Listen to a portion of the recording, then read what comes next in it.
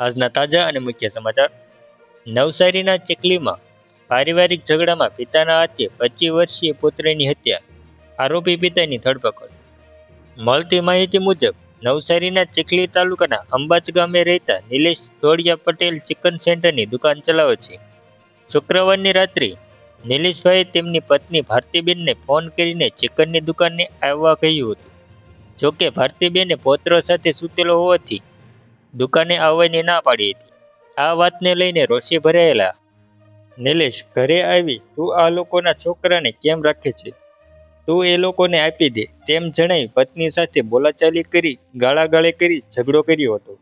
આ દરમિયાન પુત્ર સૂરજ ઘરે આવ્યો અને પિતાને ઝઘડો કરવાની ના પાડી હતી. જેમાં રોષે ભરાયેલા પિતા નિલેશે પુત્ર સૂરજને ગળામાંથી પકડી લીધો અને હાથમાં રહેલા ચપ્પુ વડે પુત્રને છાતીના ભાગે મારી દીધું હતું. જેના કારણે સૂરજને ગંભીર ઇજાઓ થઈ હતી અને તેનું ઘટના સ્થળે જ મોત નીપજ્યું હતું. બીજી તરફ સૂરજને બચાવવા વચ્ચે પડેલા દાદા ચિમનભાઈને શરીરે તેમજ માતા ભારતીબેનને પેટના ભાગે તથા બંને હાથમાં ચપ્પુના ઘા મારી દીધા હતા. ઘટના બાદ નિલેશ ત્યાંથી ફરાર થઈ ગયો હતો. બીજી તરફ ત્યાં લોકો એકઠા થઈ ગયા હતા અને ઇજાગ્રસ્ત લોકોને હોસ્પિટલ ખસેડ્યા હતા.